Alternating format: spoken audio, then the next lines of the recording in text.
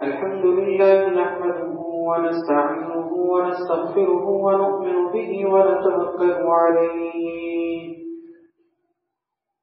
ونعوذ بالله من شرور أنفسنا ومن سيئات أعمالنا من يهده الله فلا مضل له ومن يضلله فلا هادي له ونشهد أن لا إله إلا الله وحده لا شريك له ونشهد أن سيدنا وسندنا ونبينا وشفيعنا ومولانا محمدا عبده ورسوله صلى الله تعالى عليه وعلى آله وأصحابه وبارك وسلم تسليما كثيرا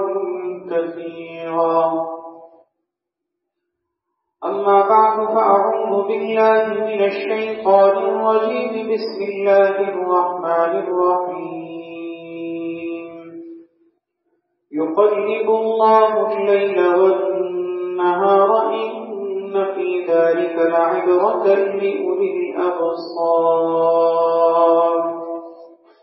صدق الله وصدق رسوله النبي الكريم ونحن على ذلك من الشاهدين والشاكرين والحمد لله رب العالمين. سردی کے موسم کے حوالے سے گزشتہ جمعے کچھ آداب اور کرنے کے کام ذکر کیے گئے تھے.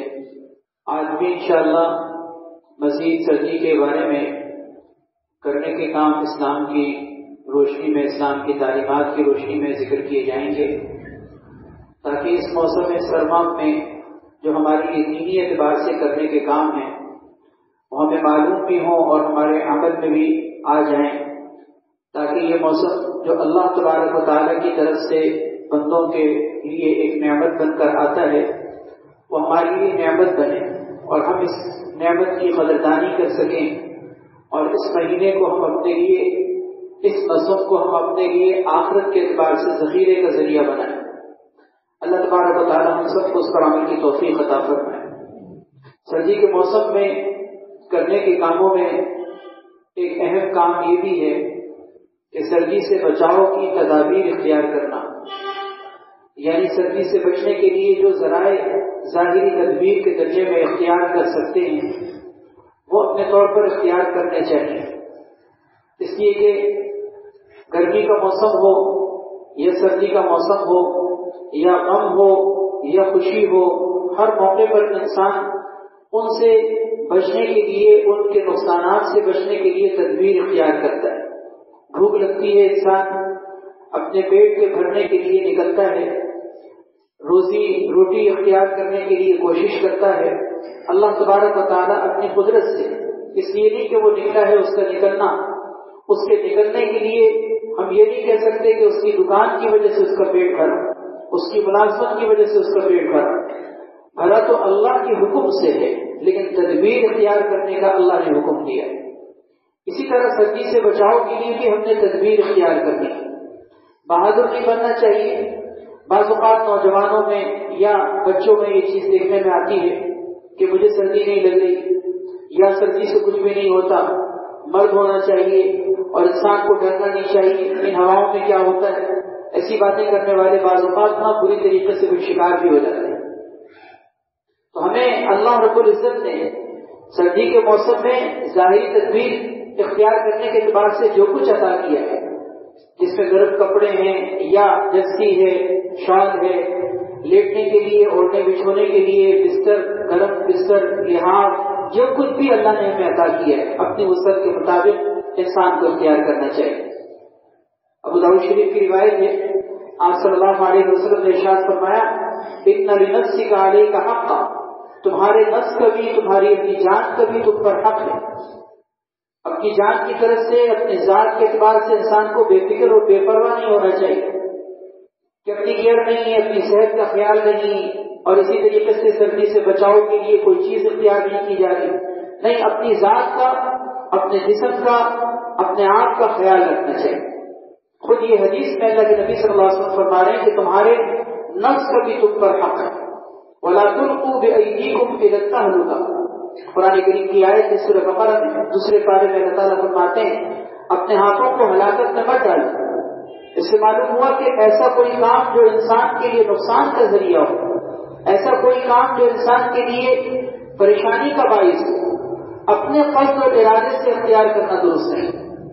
ایسا کوئی بھی کام، صرف یہ نہیں، صرف زندگی کے اندر جتنے بھی معاملات جان بوجھ کر اپنے آپ کو نقصان و خسارے کا شکار کرنا، اپنے آپ کو تکلیف پہنچانا شرعاً درست نہیں۔ 12 زندگی کے کاموں میں ایک اہم کام یہ بھی معلوم ہوا کہ ہمیں سردی سے بچاؤ کے لیے تدابیر اختیار کرنی چاہیے۔ اسی طرح سردی کے کاموں میں، سردی کے موسم کے کرنے کے کاموں میں سے ایک کام یہ بھی ہے کہ نادار اور جو مفلس لوگ ہیں جن کے پاس سردی سے بچاؤ کے ذرائع نہیں ہیں، ہم ان کے کام ہیں۔ ہم اپنے مال کے ذریعے سے ان کے لیے اگر کچھ کر سکتے ہیں، گرم کپڑے ان کو مہیا کر سکتے ہیں، کوئی جیکٹ جرسی وغیرہ کی چیزیں ہم ان کو مہیا کر سکتے ہیں، تو ہم ایسے لوگوں میں کچھ نہ کچھ اپنی حیثیت کے مطابق حصہ ہے۔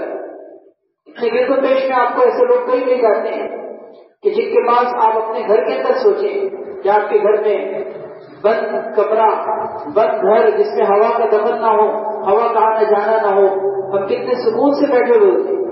گیزر بھی ہوتا ہے کہ گرم پانی کا انتظام ہوتا ہے، پھر اللہ پاک کسی کو ہیٹر بھی دیتے ہیں، گیزر بھی دیتے ہیں، گھر بھی ایسا گرم دیتے ہیں۔ تو ذرا سوچیں تو صحیح اس وقت کہ جب سردی باہر ٹھٹرتی رات ہو اور سرد موسم ہو اور کڑکتی ہوئی سردی چل رہی ہو، ایسے میں انسان کو ذرا سے سوچنا تو چاہیے کہ ایسے بھی لوگ ہوں گے جن کے گھر میں ہواؤں کا روکنے کا کوئی ذریعہ نہیں ہوگا۔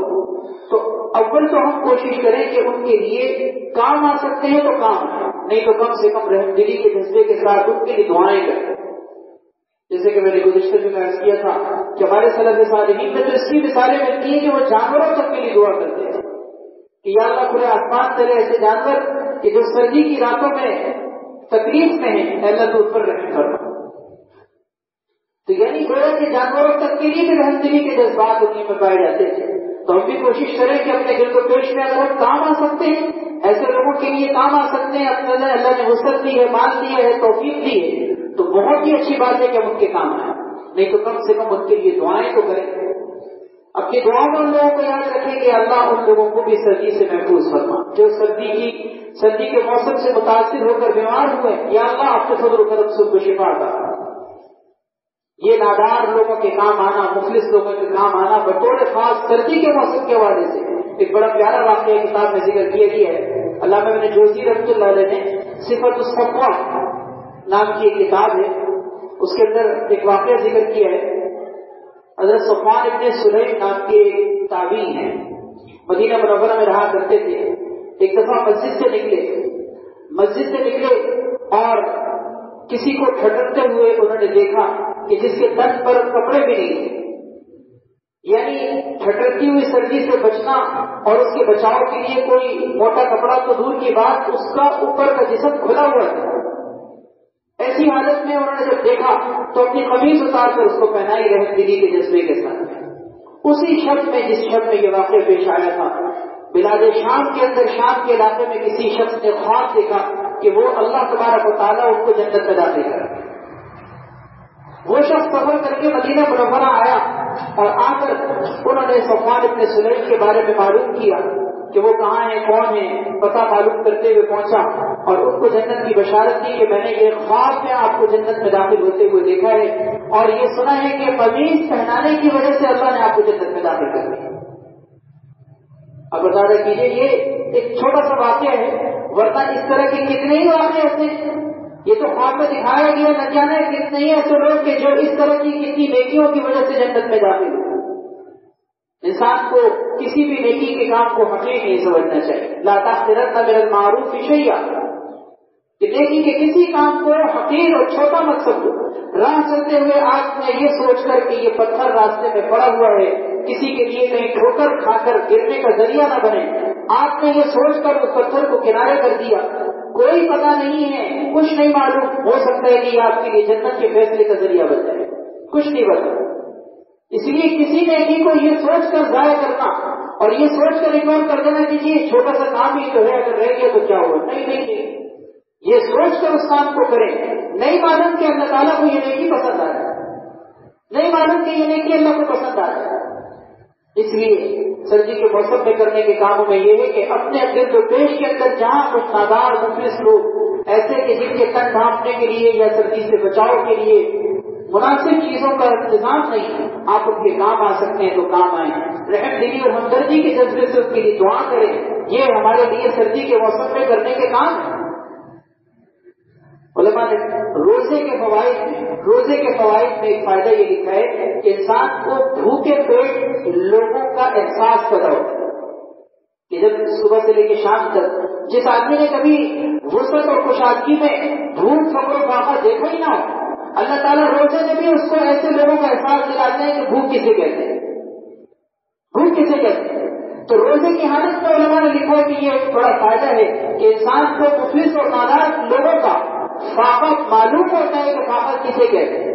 اسی طرح سردی کے اندر بھی یہی چیز ہے کہ ہمیں جب سردی لگ رہی ہو تو یہ سوچیں کہ کچھ ایسے بھی لوگ ہوں گے کہ ہم نے تو اپنے لیے بچنے کا ذریعہ اختیار کیا, ان کے پاس اس کا ذریعہ نہیں ہوگا, ان کے پاس اس کا انتظام نہیں ہوگا, تو اس کے لیے کوشش کریں. اسی طرح سردی کے کاموں میں, سردی کے موسم میں کرنے کے کاموں میں سے ایک کام یہ ہے کہ دوسروں کو تکلیف نہ پہنچائیں, دوسروں کو تکلیف نہ پہنچائیں. کسی بھی سردی کا موسم ہی نہیں, انسان کو ساری زندگی یہ چیز کو اپنانا ہے کہ میری ذات سے کسی کو تکلیف نہ پہنچے.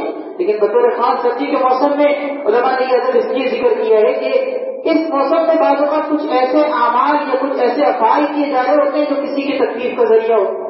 مثال کے طور پر جب سخت سردی کا موسم ہوتا ہے پھر تو عام طور پر یہ نہیں ہوتا, لیکن اگر آتی سردی ہو یا ذاتی سردی ہو جس سے کچھ لوگوں کو گرمی لگ رہی ہوتی ہے, کچھ لوگوں کو سردی لگ رہی ہوتی ہے, تو کوئی پنکھا چلا رہا ہوتا ہے اور کوئی پنکھا بند کر رہا ہوتا ہے نا ایسا کہ گھروں میں بھی ہوتا ہے. بعض اوقات گھروں میں تو اس طرح کے معاملات کم ہوتے ہیں, لیکن جہاں کامن رہنے کی جگہ ہوتی ہے مشترکہ, ایک ساتھ رہنے کی جگہ آفیسز کے اندر یا اور اسی طریقے سے مشترکہ کہیں ایسی بیٹھنے کی جگہ یا مسجد کے اندر بھی ایک آدمی پنکھا بند کر رہا ہوتا ہے, دوسرا آدمی پنکھا چلا رہا ہوتا ہے.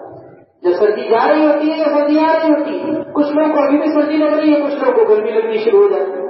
اب ایسے لوگ جو پنکھا چلا کر لوگوں کے لیے تکلیف کا ذریعہ بنتے ہیں, علماء نے لکھا ہے کہ ایسے موقع پر وہ تکلیف پہنچا کر گنہگار ہو رہے ہوتے ہیں. ایسے موقع پر ترجیح ان لوگوں کو دی جاتی ہے کہ جن لوگوں کو نقصان ہو رہا ہے, جن لوگوں کو تکلیف ہو رہی ہے, جن لوگوں کو نزلہ زکام کھانسی ہے یا بیمار ہے, ان لوگوں کا خیال رکھنا چاہیے.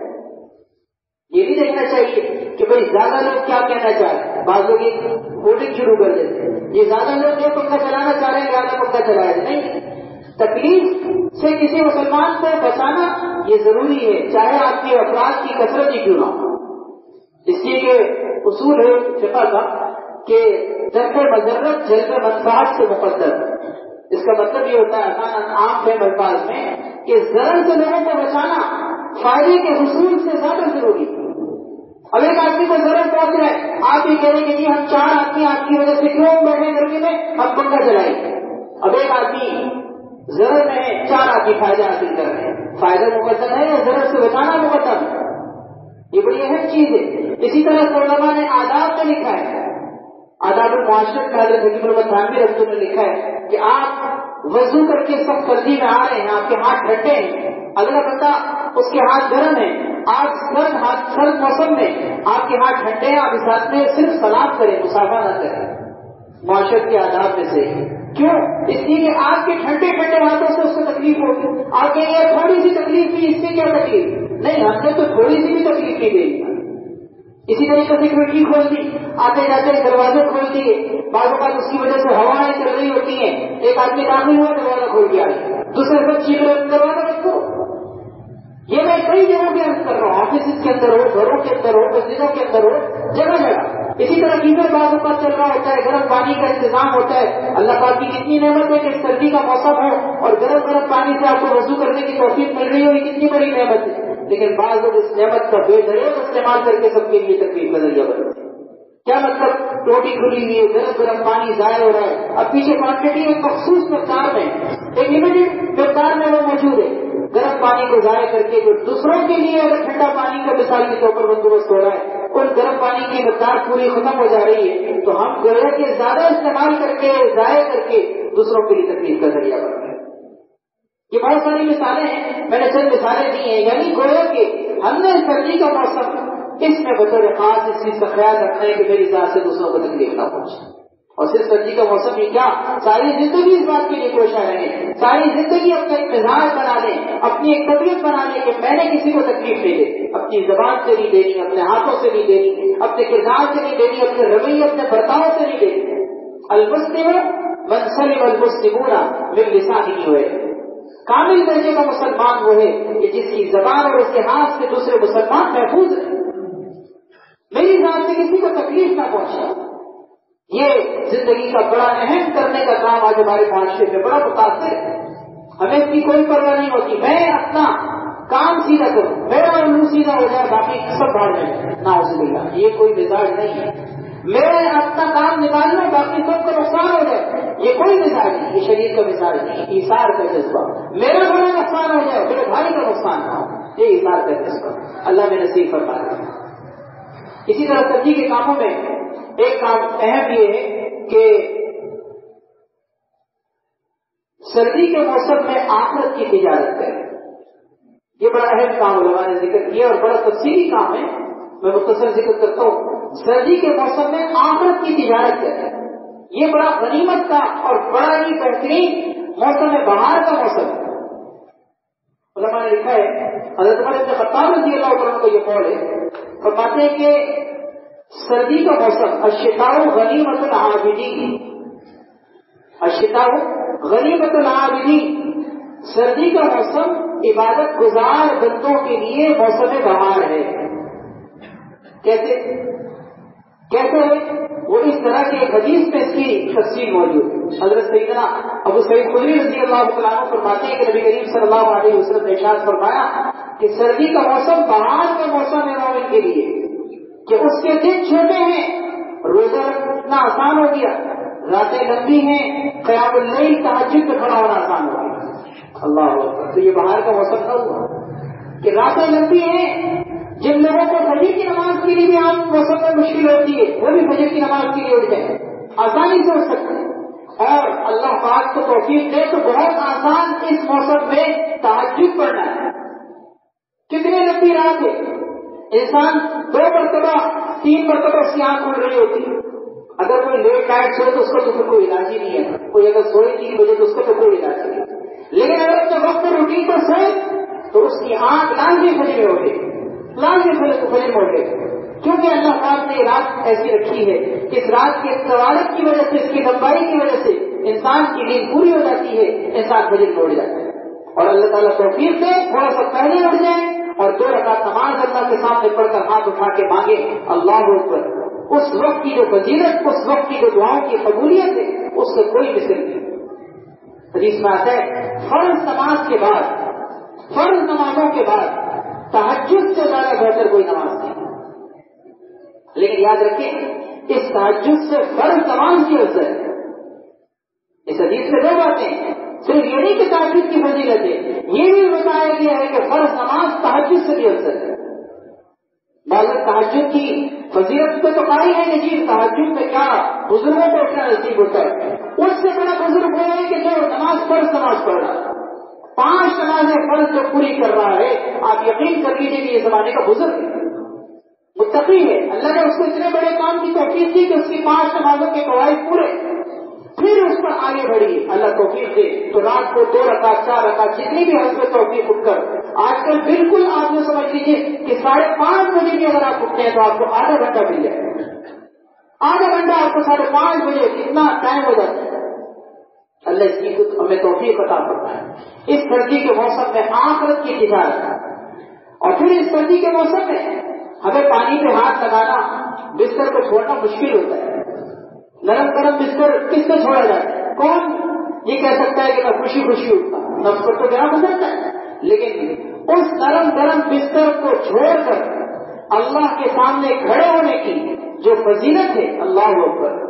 اور پھر اس کے بعد ٹھنڈے پانی میں ہاتھ ڈالنا اور وضو کرنا، اس کی جو فضیلت ہے میں بھی ذکر کرتا ہوں فضیلت. اور اگر آپ کو خدا نخواستہ مثال کے طور پر اس ٹھنڈے پانی سے نہانا پڑ گیا اس موسم میں، اللہ پاک گرم پانی سب کو نصیب فرمائے، اور اللہ تعالیٰ سب کو جو ہے تدابیر عطا فرمائے سردی سے بچاؤ کے لیے. بعض اوقات کسی کے پاس سردی سے بچاؤ کے لیے گرم پانی رات کے اندر موجود نہیں, فجر کی نماز پڑھی ہوئی ہے, ٹائم داخل ہو رہا ہے اور یہاں آپ کے اوپر غسل واجب, آپ کو غسل کرنا ہے, ٹھنڈے پانی سے غسل کرنا پڑ رہا ہے, تو آپ اپنے رس کو یہ مت سوچیں کہ یہ تکلیف ہو رہی. اس موقع پر گرم پانی سے, ٹھنڈے پانی سے نہانا اور غسل کر کے فجر کی نماز کا اہتمام کرنا, اللہ اکبر, اس کا کیا کہنا.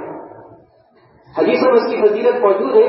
نبی علیہ الصلوۃ والسلام نے ارشاد فرمایا کہ یہ جو نرم گرم بستر چھوڑ کر انسان نماز کے لیے اٹھتا ہے, اللہ تبارک و تعالیٰ اس بندے سے خوش ہوتے ہیں اور فرشتوں کے سامنے کہتے ہیں, فرشتوں کے سامنے کہتے ہیں کہ میرے فرشتوں یہ بتاؤ کہ اس نے نرم گرم بستر سردی کی رات میں, کہ جب کہ دل نہیں کر رہا تھا, یہ کس لیے ہوتا ہے, یہ کس لیے ہوتا ہے, اس نے نرم گرم بستر کس لیے چھوڑا ہے. فرشتے کہتے ہیں یا اللہ اس نے اس لیے ہی کیا ہے, نرم گرم بستر اس لیے چھوڑا ہے کہ یہ آپ کے پاس موجود نعمتوں کی امید رکھتا ہے اور آپ کے پاس موجود عذاب سے ڈرتا ہے. دو باتیں ذکر کی کہ یہ آپ کے پاس موجود جو نعمتیں ہیں ان کی امید رکھتا ہے, اس لالچ سے اٹھا ہے کہ آپ اس کو اپنے خزانے سے کچھ دیں گے, اور دوسرے ہی آپ کے عذاب سے ڈرتا ہے کہ اگر میں نہیں ہوگا تو میں نماز چھوڑنے والے لوگوں میں شامل ہوں گا, مجھے اللہ تعالیٰ کی طرف سے عذاب کا سامنا کرنا پڑے گا. تو ڈر کر ایک خوف سے اور ایک شوق سے یہ اٹھایا. اللہ تعالیٰ فرماتے ہیں فرشتوں سے تم گواہ رہو, جس چیز کی امید رکھ رہا ہے میں اس کو دوں گا, اور جس چیز سے یہ ڈر رہا ہے میں اس کو بنا دوں گا. اللہ اکبر. تو یہ نرم گرم بستر چھوڑ کر اللہ کے سامنے آنا, نماز فجر کے لیے تیار ہونا اور ٹھنڈے پانی میں ہاتھ ڈالنا, یہ کوئی معمولی چیز نہیں ہے, ہے قربانی والی چیز. لیکن جب قربانی بڑی ہوتی ہے تو رب کی مہربانی بھی بڑی ہوتی ہے, رب کی مہربانی بھی بڑی ہوتی ہے, اللہ نواز سے بھی جاتا ہے. پھر آپ نے اپنا نرم گرم بستر چھوڑ دیا, آپ نے اپنی نیند کو قربان کیا, اپنے آرام و راحت کو قربان کیا, اٹھے ٹھنڈے پانی میں آپ نے ہاتھ ڈالا, اس ٹھنڈے پانی سے آپ نے وضو کیا, اس کی فضیلت بھی سنی. فرمایا من اسبغ الوضوء فی البرد الشدید کان له من الاجر کفلان, کان له من الاجر کفلان.